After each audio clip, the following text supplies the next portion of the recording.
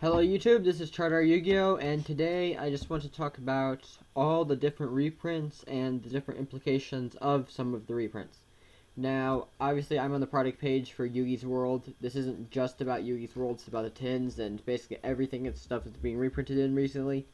This is just the largest one, so I'm picking this, but you know, there's a lot of rarity upgrades and a lot of reprints of foil staples.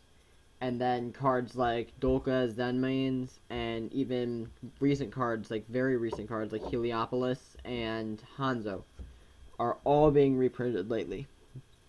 And basically, Konami seems to have thrown out any set of rules or patterns that they've had with their reprints. Up until quite recently, there was a very distinct pattern that cards would not be, there would be at least 1 year in between reprints. Now, a lot of the implications of this is very, very good for casual players. That they won't have to wait as long and they can get a lot of money cards much faster than they would have otherwise. However, they're also going to be upsetting a very large amount of their other players who have already spent a ton of money on cards. Now, what does this mean? I don't really think this is such a good thing. If people are afraid to spend any money on the cards because who knows, maybe in a month they'll be worthless. Just like if you used to be, you could wait a year, you know you would get plenty of big tournaments in, and you know that you would get your money's worth out of the cards. But now if the cards can be reprinted in a week, a month, 2 months, you know, who knows? Why are people going to be, people aren't going to feel comfortable spending the money on all these big money cards, and that's going to hurt big tournaments, because as of right now, only people who really, truly have a ton of money to throw away, which I don't. I spend quite a bit of money on cards, but I don't have a ton to throw away, and I always try to make sure that I can get my money's worth out of the cards I get.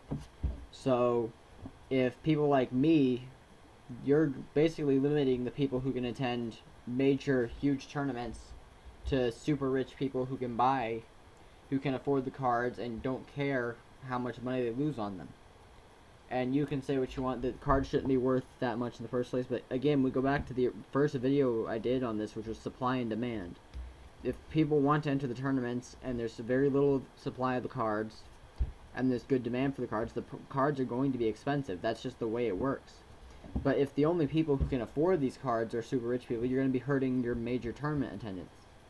Now, maybe you can talk about maybe this will make more creative decks appear if people aren't comfortable spending so much money on expensive decks, but overall, I just think, I don't know, I liked having a pattern. I liked it when reprints made sense and there was an order to them, and maybe I'll get used to it, but right now, the value of my collection and basically everyone's collection is completely up in the air right now, because no one has any idea what else is still coming out. Obviously, Zenmain's Dolka, and even cards from Galactic Overlord, which is a very, very recent set, the most recent set, in fact, are being reprinted as Tin Secrets. Now, that just never happened before, so why are people going to feel comfortable spending any money on cards if they know that they're just going to be worthless? Now, you can say that people would be buying packs, but if people are too cheap to buy singles, people are definitely too cheap to buy packs. So basically, the only people who you're going to be still making money off of are the little kids who just buy 1 or 2 packs at a time, which that's the majority of the players. That's where the majority of their money comes from. But so I think that they're going to end up hurting a lot of their profits here, just selling sets, selling cards, and tournaments and events, and just the game in general.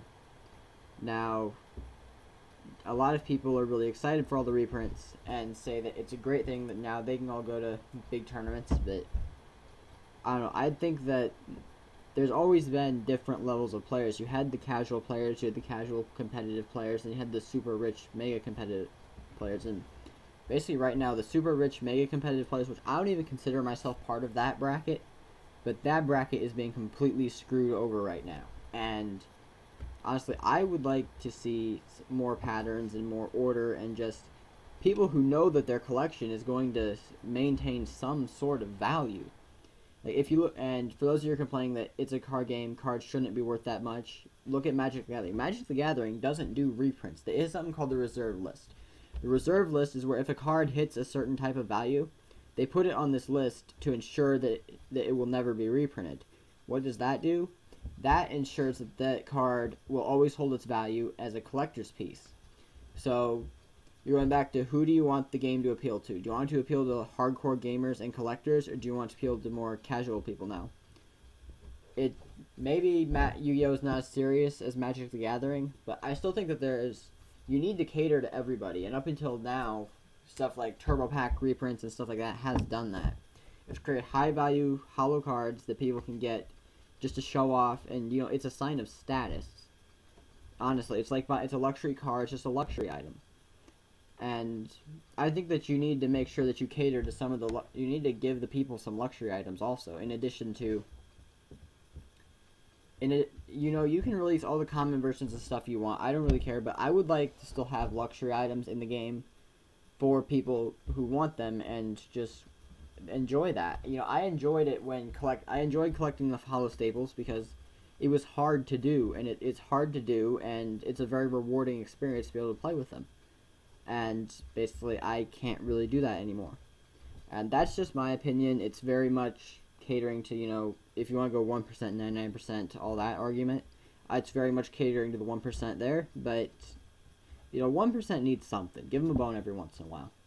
That's just my opinion, and I'm sure it's going to be very unpopular, but if you want to post any comments on that, that's fine, and peace out, YouTube.